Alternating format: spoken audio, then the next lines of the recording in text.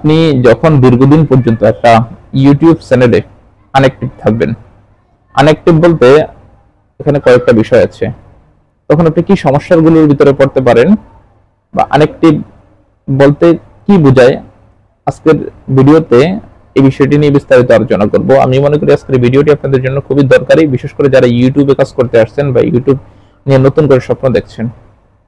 তাই ভিডিওটিকে না টেনে একটু শেষ পর্যন্ত দেখার চেষ্টা করবেন। ভিডিওটি শুরু করার আগে ছোট্ট একটু অনুরোধ করব, আপনি যদি আমার এই ভিডিওটি আমার ইউটিউব চ্যানেল থেকে দেখে থাকেন তাহলে চ্যানেলটিকে সাবস্ক্রাইব, এবং ফেসবুক পেজ থেকে দেখে থাকলে পেজটিকে অবশ্যই ফলো দিয়ে রাখবেন নিয়মিত এমন গুরুত্বপূর্ণ ভিডিও পাওয়ার জন্য। চলুন কথা না বাড়িয়ে ভিডিওর মেইন আলোচনায় আসতে পারি।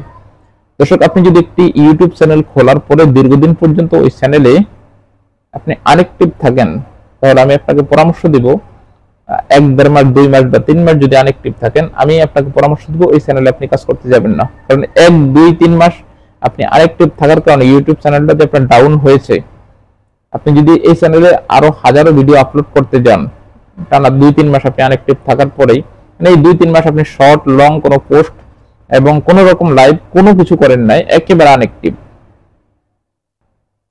তাহলে ইউটিউব আপনার পরবর্তী ভিডিওগুলোকে র্যাঙ্ক করাবেই না, এবং আপনি মনিটাইজ চাইলেও আপনাকে এই চ্যানেলে মনিটাইজ দিবে না। কারণ হচ্ছে আপনি আনঅ্যাক্টিভ দীর্ঘদিন পর্যন্ত, ইউটিউব ধরে নেবে যখন আপনি দীর্ঘদিন পর্যন্ত কাজ না করবেন, তখন আপনার চ্যানেলটাকে আস্তে আস্তে ব্যান করে দিবে, এবং যে সমস্ত চ্যানেলগুলো ব্যান করে দেয় ওই লিস্টেই আপনাকে নিয়ে যাবে। এই জন্য ইউটিউব আনঅ্যাক্টিভ বলতে যে জিনিসটা আপনারা বোঝায়, অনেক সময় দেখা যায় আপনি দীর্ঘদিন পর্যন্ত চ্যানেলটার কি অবস্থা দেখেনই না, ঢোকেনই না চ্যানেল, ওই জিমেলটা আপনি অ্যাক্টিভই করেন না, যে জিমেলটার মাধ্যমে আপনার ইউটিউব চ্যানেল খোলা এটা আপনি অ্যাক্টিভই করেন না, একটা বিষয় আছে। আরেকটা হচ্ছে আপনি দীর্ঘদিন পর্যন্ত কোনো ভিডিও আপলোড করেন না, শর্ট ভিডিও না, লং ভিডিও না, এবং কোনো রকম পোস্টও করেন না, এবং লাইভও করেন না, একটা বিষয়। এই দুইটা বিষয় যদি আপনার হয়ে থাকে, তাহলে আপনি আর ওই চ্যানেলে নতুন করে 3 মাস 4 মাস কাজ না করে আবার নতুন করে চাইবেন যে ওই চ্যানেলের কাজ করতে, তাহলে কাজ করতে যাবেন না। নতুন করে আরেকটা চ্যানেল খুলবেন, আপনার ওই পুরান যে চ্যানেলটায় আপনি কাজ করেছেন, যেটা আনঅ্যাক্টিভ ছিলেন, ওটাই কাজ করার থেকে আপনি নতুন একটা চ্যানেলে যদি টানা 3 মাস 4 মাস পর্যন্ত কাজ করেন, তাহলে ওটার থেকে ভালো র্যাঙ্ক করবে আপনার চ্যানেল। এর জন্য তখন নতুন একটা চ্যানেল নিয়ে আপনি কাজ করবেন। আপনার ইউটিউব তাকাবে কি জানেন, আপনি যখন একটা চ্যানেল খোলেন আপনি টানা অ্যাক্টিভ আছেন কিনা, অ্যাক্টিভিটি আছেন কিনা। আপনি দেখবেন ফেসবুকে একটা ভিডিও ছাড়লে, অনেক টিকটকাররা আছে যারা টিকটকে ভিডিও বানায়, অ্যাকাউন্ট আছে, টিকটকে ভাইরাল, ফেসবুকে ভাইরাল, কিন্তু ইউটিউবে ওই সমস্ত লোকদের ভিউও নাই, এমন অনেক অ্যাকাউন্ট দেখবেন। এটার কারণ কি? কারণ ইউটিউব কিন্তু চাইলেই যে একটা ভিডিও আপনার ভাইরাল হয়ে যাবে এমন না, ইউটিউবে কিছু রুলস আছে।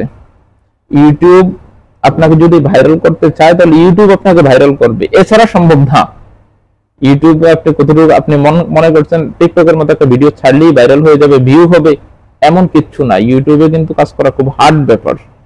এই জন্য আপনি ইউটিউবে যদি নিয়মিত অ্যাক্টিভ থাকেন, ইউটিউব আপনাকে ভাইরাল করবে। আপনি ভাইরাল হওয়ার চিন্তা, আপনার ভিডিও কোয়ালিটি যেমনই হোক না কেন, ইউটিউব নিজ দায়িত্বে আপনাকে ভাইরাল করবে, আপনি ভাইরাল হওয়ার চিন্তা ভাবনা করা লাগবে না।